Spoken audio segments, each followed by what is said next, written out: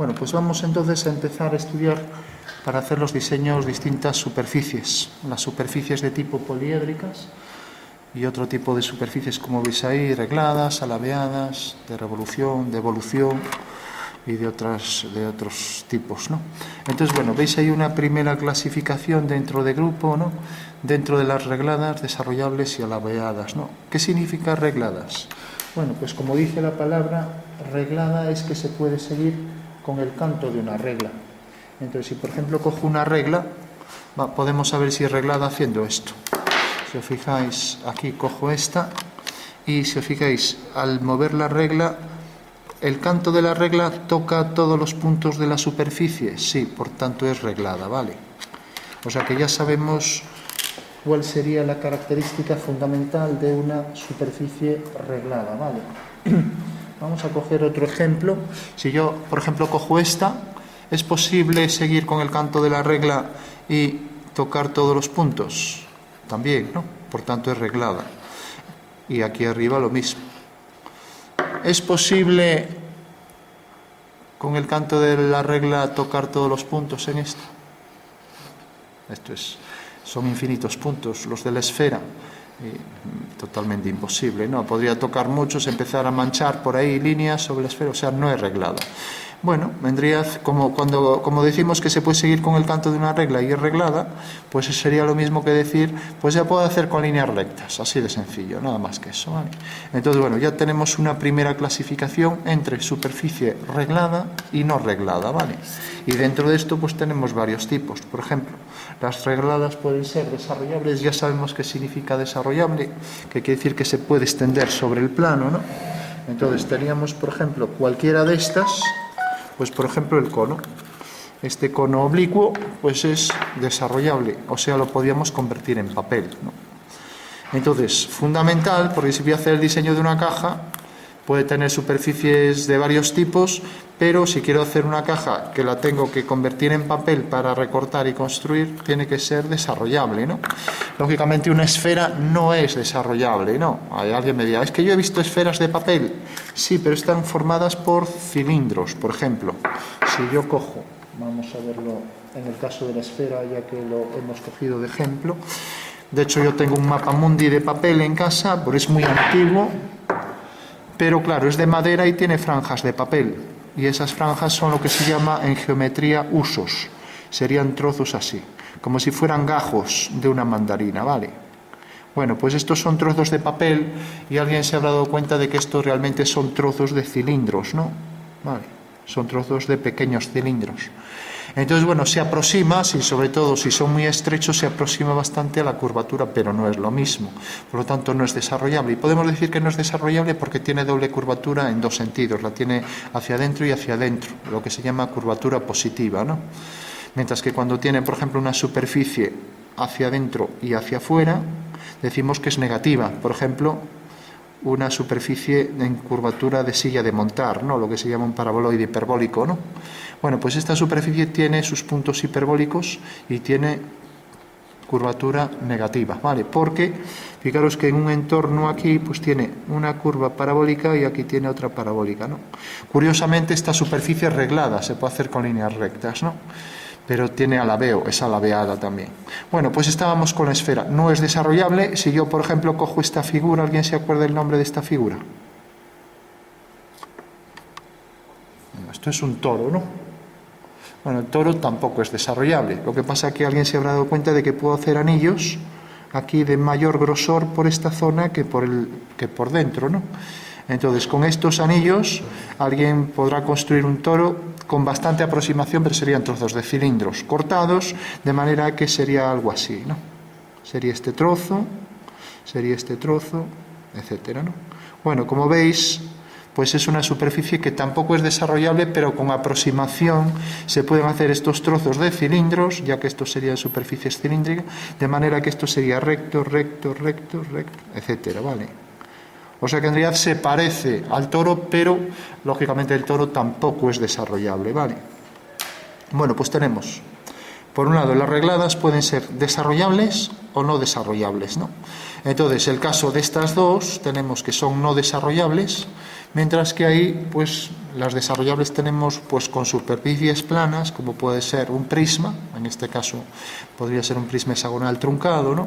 O si queremos un prisma que tiene aquí por base un trapecio extruido, y que al mismo tiempo esa base es extruida de forma recta, o sea que estas aristas son ortogonales a la base, ¿no?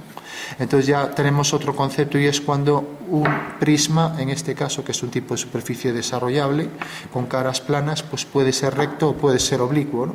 Dependiendo de si sus aristas son ortogonales a la base o son oblicuas, ¿no? Tendríamos ahí otra clasificación, ¿vale? Bueno, entonces tenemos formas planas, pueden tener caras regulares o caras que no son regulares, o puede tener combinatorias de polígonos regulares, aunque sean distintos. Por ejemplo, estos son los 5 poliedros regulares. Se puede demostrar que no pueden existir más que 5, y son aquellos que tienen sus caras que son polígonos regulares, ¿vale? También se llaman poliedros platónicos, ¿vale? Bueno, tienen muchas propiedades bastante curiosas. Estos dos contienen directamente el número de oro, que ya veremos. El número de oro es un número que aparece en la naturaleza continuamente, y de hecho aparecen estos poliedros. De hecho, si dividimos, por ejemplo, este segmento entre este, sale el número de oro, pero si dividimos también este segmento entre este, también sale el número de oro, y podríamos seguir buscando. El número de oro aparece decenas de veces en estos poliedros, y estamos hablando, imaginando que se puede inscribir esto de manera que las aristas estas queden centradas en las caras del cubo, ¿vale? Bueno, pues tenemos aquí un ejemplo de los 5 poliedros que son poliedros regulares o platónicos, ¿no? Y que tienen las caras que son polígonos regulares. Si yo cojo uno de estos y lo corto, por ejemplo, hay dos tipos de corte, corte de tipo 1, corte de tipo 2, si lo corto por la mitad es corte de tipo 1, y entonces me saldrá un nuevo poliedro, ¿vale? Bueno, estos nuevos poliedros cortados por cortes de tipo 1, a veces de tipo 2 también, pues son otro tipo de poliedros semirregulares llamados arquimedianos, ¿no? Entonces, si yo, por ejemplo, cojo el cubo y lo corto por aquí, por la mitad, y empiezo a quitarle estos trozos, pues tengo un cubo octaedro, ¿no? Bueno, pues si cojo este poliedro y lo corto también por la mitad, sale el mismo poliedro, el cubo octaedro. Por eso estos son duales, y por otras razones, ¿no? En este caso es una propiedad de estos duales, no de todos. También, si yo cojo los puntos medios de este, sale este, y si cojo los puntos medios de este, pues sale este, ¿no? Lo mismo pasa con estos dos, que también son duales. Si cojo los puntos medios de esta figura, sale esta figura, ¿no? Y lo mismo, si cojo los medios de esta, sale esta figura. Y si prolongo aquí las caras y coloco pirámides, los vértices de esas pirámides, sale este poliedro, y recíprocamente.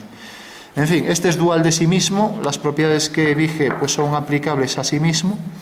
Entonces, bueno, como veis, tienen muchas propiedades, ya hablaremos alguna vez de ellos, pero bueno, nos quedamos con que son poliedros de caras que son polígonos regulares, o sea que tienen todos los lados iguales y tienen múltiples simetrías, ¿vale?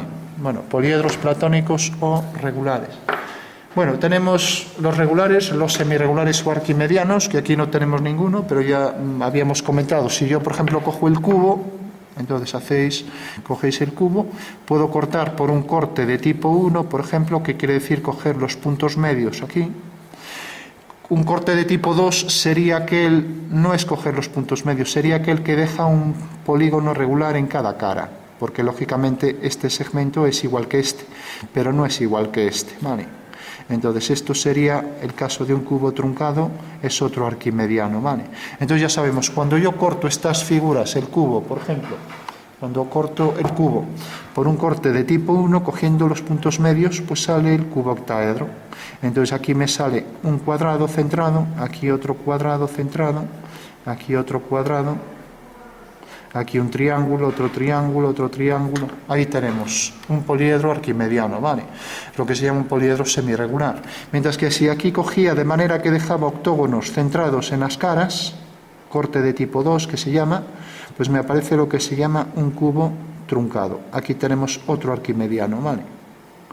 En fin, los arquimedianos tienen también muchas propiedades curiosas, y es que son duales de los de Catalan, ¿no?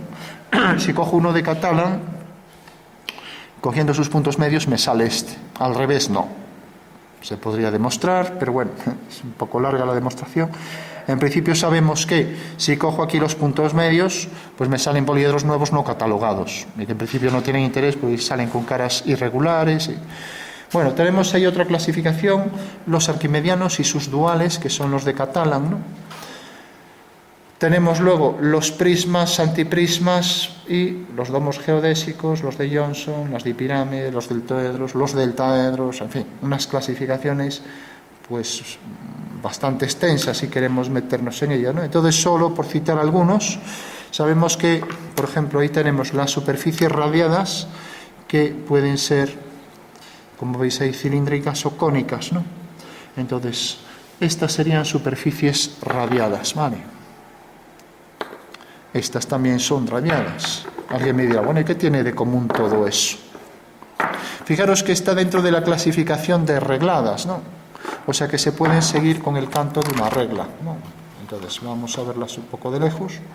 Todas estas son radiadas, podríamos coger más por ahí, este también, etcétera, ¿no? Pero bueno, dejamos los regulares aparte. Bueno, pues ¿qué serían las radiadas? Pues fijaros, decíamos que reglada era si las podíamos seguir con el canto de una regla, ¿no? Y todas estas son regladas, ¿no? Bueno, pues radiada va a ser que realmente la línea recta en realidad parte de un punto, o sea, por eso decimos que es radiada, parte de un radio. Por ejemplo, fijaros en esto. Yo cojo aquí este radio y me muevo así tocando toda la superficie, ¿no? Por este radio.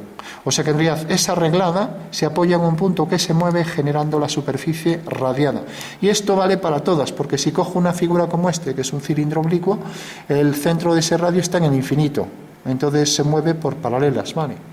Bueno, pues ahí tenemos un ejemplo otra vez de superficies en nueva clasificación, superficies radiadas, que pueden ser pues de tipo cilíndricas, que son todas las que tienen aristas en paralelo, ¿no? O superficies cónicas, que pueden ser pues todas estas, ¿no? Bueno, o sea que en realidad una pirámide sería también una superficie radiada igual que la cónica, pero ¿cómo puedo llegar, por ejemplo, de esta a esta? Pues fijaros que yo, si aquí hago más caras laterales, en el momento en que tenga infinitas caras se convierte en esta, lo veis, ¿no? O sea que una radiada de tipo cónica puede ser pues una pirámide, y esa pirámide se convierte luego en un cono, ¿vale? Por las infinitas caras que llega a tener. Bueno, pues ya sabemos lo que son las radiadas, es otra clasificación. Si yo, por ejemplo, cojo, aquí tenemos otra clasificación, cojo un prisma, como puede ser este o este, vamos a ver lo que es entonces un antiprisma. Bueno, pues imaginaos que cojo este prisma y esta cara, la de arriba, la giro, y este punto viene a parar aquí, ¿vale? Entonces tendré algo como esto. En principio tengo el cubo, y ahora digo, no, giro este punto, cojo aquí el centro de giro y el cuadrado viene a parar aquí. Y entonces la nueva posición del cuadrado es esta. Ahora empiezo a unir los puntos, y entonces me sale aquí un triángulo, aquí otro triángulo, aquí otro, ahí otro, etcétera, ¿vale? O sea que en realidad esto sería una dipirámide, ¿vale? Una dipirámide, un antiprisma, ¿vale? O sea que está formado por un poliedro de tipo prismático, por ejemplo, que lo transformo de esta manera. Cojo su cara superior, la giro, y estos vértices vienen a parar aquí al centro. Entonces, si tengo pues un polígono de más lados, imaginaros un hexágono, un octágono, un eneágono, etcétera, ¿no? Pues ahora aquí abajo, en vez de tener una cara paralela para que salga el prisma, ¿no? Pues cojo y coloco aquí esto así. Entonces, fijaros que aquí siempre en los laterales pues van a salir triángulos. Por regla general se habla siempre de antiprismas cuando estos triángulos laterales son triángulos equiláteros, ¿vale? Bueno, sabemos lo que es un antiprisma, y el dual de esta figura, recordad, un dual lo podemos obtener si cojo los puntos medios. Entonces, si cogía el cubo y cogía los puntos medios, su dual era el octaedro. Pues al coger los puntos medios, aquí me sale el octaedro, ¿no? Que es realmente una dipirámide, o sea, una figura formada por dos pirámides, ¿no? Bueno, pues si cojo aquí los puntos medios de estos triángulos, pues me sale una figura nueva, muy curiosa, también con muchas propiedades, formada por estos polígonos que se llaman deltoides, ¿vale? O sea, son como rombos, pero de repente cojo un vértice, lo estiro, y entonces me genera esta superficie en deltoide, ¿no? Bueno, lo habréis visto, aquí tendríamos otros deltoides, por ejemplo, en un juego, ¿no? Que sé que hay un juego que tiene esta forma, no sé si alguien conoce el nombre de ese juego. Tiene aquí otro deltoide, aquí otro, no sé cómo se llama, lo tengo visto, es algo así como esto, ¿no? Bueno, pues esto es un deltoedro. Si os fijáis, los puntos medios del antiprisma me generan el deltoedro. Mientras que si cojo los puntos medios de esta figura, ¿qué saldrá? A ver si a alguien se le ocurre. Mira, la dibujo aparte. Entonces tengo aquí un polígono regular, por ejemplo. Tengo aquí el prisma, que simplemente lo obtengo por extrusión de uno de esos polígonos, o sea, le doy alturas, tengo ahí el prisma. Entonces, al coger los puntos medios y unirlos, pues aquí me sale otro polígono, cojo aquí el vértice, el punto medio, me sale una pirámide, vale. Bueno, pues aquí me sale otra pirámide debajo, entonces me sale una dipirámide, ¿vale?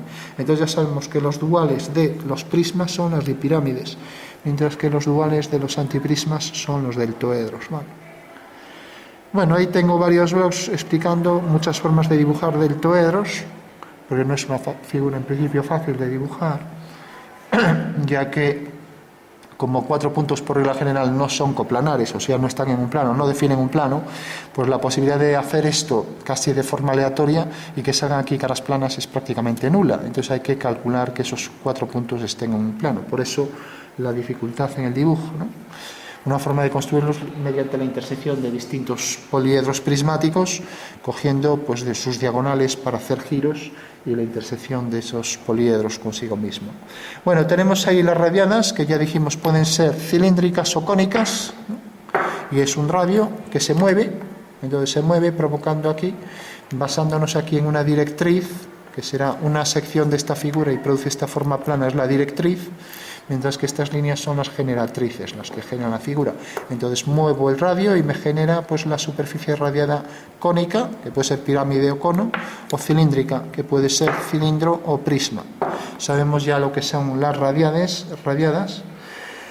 Luego tenemos, por ejemplo, las irregulares, que pueden ser deltaedros, o sea, formados por triángulos equiláteros. Por ejemplo, estas figuras son deltaedros, porque están formadas por triángulos equiláteros. Esta también es un deltaedro, ¿no? Y podríamos seguir buscando, ¿no? Que no tiene nada que ver con los deltoedros, ¿no? El nombre se parece, pero deltaedros serían las figuras formadas por triángulos, en este caso equiláteros, ¿vale? Luego tenemos poliédricas, ya dijimos de Catalan, platónicos, arquimedianos, tenemos las geodésicas, los domos geodésicos. Bueno, son complicadas de dibujar.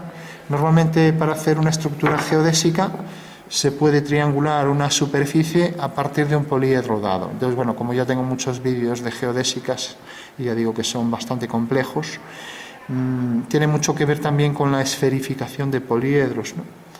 Pero bueno, nos quedamos solo con el concepto de que yo puedo empezar a dividir una figura en partes iguales y que todas las aristas equidisten del centro, de manera que se adapten esos puntos a una esfera, provocando el domo geodésico, ¿no?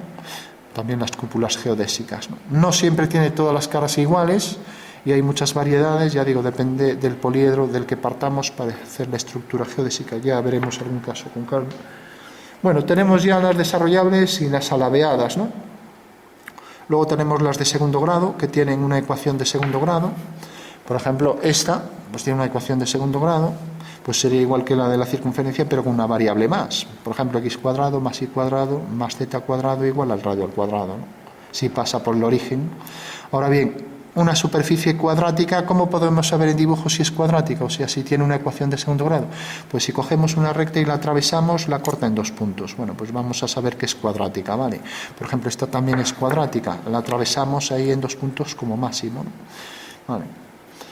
Bueno, tenemos todas las cuadráticas y, como ejemplo, en esfera, elipsoide, pues imaginamos cualquier parábola, cualquier cónica que se gira, pues provoca en este caso pues un paraboloide, ¿no? Bueno, un paraboloide es otra superficie cuadrática, ¿no? O incluso lo que habíamos visto, la silla de montar también es cuadrática, ¿no? O sea que cuadráticas hay muchas, ¿no? Igual que una ecuación cuadrática genera siempre una cónica, ¿no? O sea, una cuadrática quiere decir que el máximo exponente es 2, a veces se suman los exponentes, o sea, igual a 1 partido x, que es una hipérbola, ¿no? Pues esto pasa multiplicando y se suma, también es cuadrática.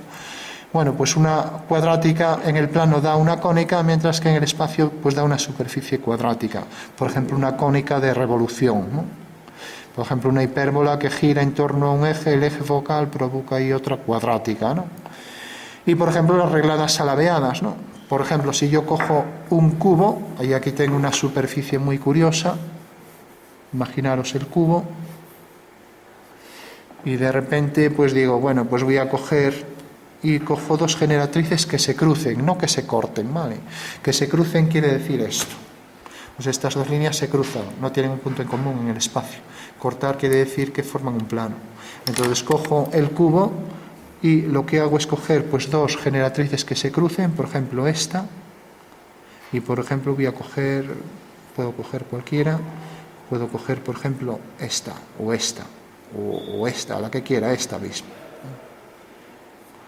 Bueno, pues ahora simplemente lo que hago es unir este punto con este y este con este.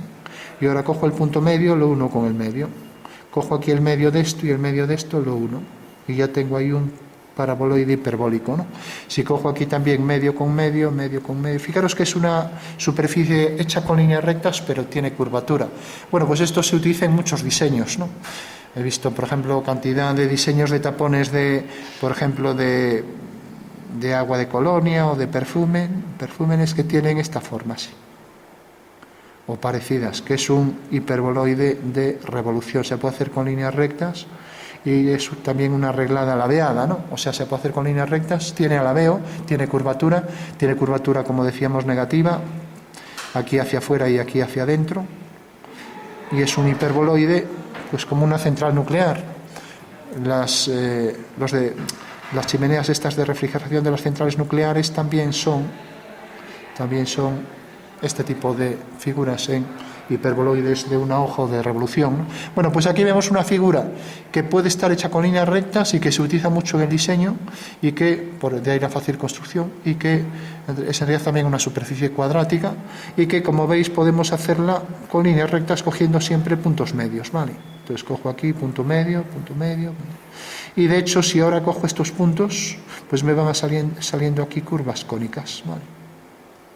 Por regla general las curvas son siempre hipérbolas, excepto que el plano de corte sea paralelo a una de estas rectas del plano director, que es este que dirige pues la forma esta de estas rectas, que se van desplazando y van bajando hacia abajo, ¿no? O sea que cualquier plano que pase por esta recta o que sea paralelo, por ejemplo, a esta recta, produce secciones parabólicas, mientras que cualquiera que no cumple esa condición produce secciones hiperbólicas, ¿no? Bueno, ahí tenemos un ejemplo de regladas alabeadas, que es otra clasificación de superficies curvas. Por cierto, las superficies curvas, si yo cojo un punto y lo muevo por el papel, genero una superficie curva. Si lo muevo de forma rectilínea, una línea recta. Si cojo esta superficie curva, no, quise decir provoco una curva, ¿no?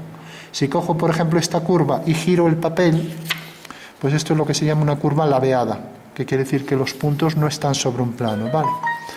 Bueno, pues tenemos superficies alabeadas de este tipo y superficies planas, ¿no? Vale. Bueno, en este caso es reglada porque se puede seguir con una línea recta, ya que veis que estas generatrices son en realidad líneas rectas, de ahí su utilización continua en tejados también, por el fácil encofrado y la construcción, ¿no? Entonces tenemos las regladas alabeadas que se pueden apoyar en rectas o en curvas y rectas. Por ejemplo, si yo cojo una circunferencia, una semicircunferencia, y cojo una recta y lo uno, pues ahí tengo otra reglada alabeada. Al empezar a unir estos puntos, ahí me sale otra superficie también con curvatura que se llama conoide, ¿vale? O sea que aquí tendría una curvatura así. Esto se utiliza mucho en tejados para que pueda entrar la luz, ¿no? Bajo ciertas horas, entonces esto en un alzado sería algo así, ¿vale? Entonces, como veis, es otro ejemplo de reglada. Está hecha con líneas rectas, pero también alabeada, ¿vale? Y tiene también curvatura. Esto es un fragmento de elipse que se va haciendo más grande hasta convertirse en circunferencia.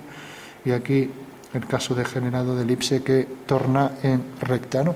Bueno, un conoide se llama, es otra reglada, cuadrática, alabeada. Bueno, podríamos seguir nombrando muchos ejemplos. Tenemos por último las de revolución que se forman esta es una de revolución, al girar una curva en torno a una recta. Entonces, si yo, por ejemplo, cojo una circunferencia, una semicircunferencia, y la giro en torno a una recta, me provoca la esfera, ¿no? Fijaros que en las superficies de revolución, todas las secciones ortogonales al eje de revolución son circunferencias siempre, ¿no? Por ejemplo, una vasija, pues también es una superficie de revolución, ¿vale? Ahí tenemos otra superficie de revolución que se engendra por una curva que gira en torno a un eje y ambas pertenecen a un mismo plano. Si la curva y el eje no están en el mismo plano, puede suceder otro tipo de superficies como esta. En este caso, el eje de revolución y estas líneas se cruzan y produce el giro de esta recta respecto a esta otra, produce este hiperboloide de una hoja, ¿vale? Sería lo mismo que coger el cilindro y girarlo así. Si yo lo giro así y esto estuviera hecho con líneas rectas, pasaría esto. O sea, las líneas rectas que engendran el cilindro, que son sus generatrices, ahora de repente pues pasa esto así. O sea, tiene ahí una torsión. Esto es lo que se utiliza para los hilos, ¿no? También aparece pues en las canchas, en las canastas de baloncesto tienen esta forma también, ¿no? Bueno, simplemente es el giro de esto, manteniendo las líneas rectas, ya que todas estas son líneas rectas. Y como veis, sale ahí una reglada alabeada. También es superficie cuadrática, también tiene ecuación de segundo grado, ¿vale? Bueno, pues tenemos otra clasificación, aparte de las de revolución, que son las que se engendran, en este caso, por una hipérbola que gira en torno a un eje. Pues tenemos, aparte de estas de revolución, pues tenemos las regladas alabeadas que también se pueden combinar con las de revolución, ¿vale? Bueno, y pone escocia, esfera, hiperboloide, toro ya vimos lo que era. La escocia pues sería pues esto, la figura formada por dos arcos con curvatura en un sentido y en el otro, ¿no? Entonces provoca o bien la superficie de revolución o bien la traslación de eso provoca una superficie cilíndrica, ¿no? Que tiene esta forma, así, ¿vale? Formada por líneas rectas. Es un cilindro cuya directriz es esta curva, ¿vale? Bueno, tenemos entonces ahí otra superficie también, en este caso una superficie de traslación que genera ese cilindro cuya base es la escocia, ¿vale? Y la escocia puede ser de revolución provocando esto o de traslación, ¿no? Bueno, tendríamos luego superficies de evolución que varían sus formas. Por ejemplo, esto es una circunferencia, es de revolución. De repente puede empezar a hacer esto estrecho y que se vaya convirtiendo en una elipse, en la dirección que quiera. Si quiero la elipse, la hago estrecha en esta dirección. O la puedo hacer con torsión hacia un lado, ¿no? Bueno, pues ahí tendríamos una superficie que evoluciona de una forma a otra, ¿no? Vale. Bueno, tendríamos otra clasificación.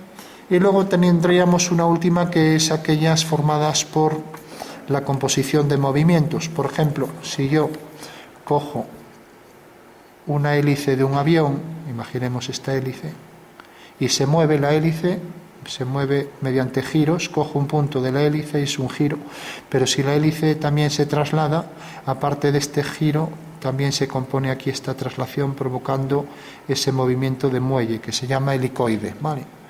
Bueno, pues tenemos otra superficie que es el helicoide, que se utiliza mucho. Pensáis en los muelles, pensáis en la escalera helicoidal, por ejemplo, ¿no? Y como veis es el movimiento de un punto de una hélice, que compone el giro y la traslación de ese punto, ¿vale? Y la construcción es muy sencilla porque bastaría con hacer un cilindro con sus distintas secciones que simulan los movimientos circulares y luego estos movimientos de traslación que serían la simulación de las generatrices cuyas intersecciones generan ahí la hélice, ¿vale? Entonces ya tenemos ahí una hélice, otra hélice, etcétera, ¿vale? Es el movimiento helicoidal, ¿vale? Si la superficie, por ejemplo, la genera un conjunto de líneas que pasan por el eje y pasan por esta recta, se dice que es una superficie en helizoide, ¿no? Puede ser oblicuo si estas líneas no son ortogonales al eje, provocando ahí superficies bastante complejas, ¿no? Bueno, y el serpentín sería un caso variable donde cojo la esfera y la desplazo por la hélice y provoca entonces ahí el muelle con grosor, y ese es el serpentín. pues sería el caso de casi todos los cilindros, ¿no? O, perdón, todos los cilindros, todos los muelles. Todos los muelles pues tienen a veces sección circular y a veces están engendrados por una esfera que se desplaza, ¿no? Bueno, puede ser una esfera directriz que sirve para calcular muchas cosas. También si una esfera se desplaza por una circunferencia, también genera esta superficie, ¿no? Y es una forma muy fácil con esto de calcular, por ejemplo, sombras sobre esta figura, ¿no? Bueno, pues eso sería en síntesis los tipos de superficies que hay, ¿no? Luego hay la composición de todas estas que ya son superficies compuestas, ¿no?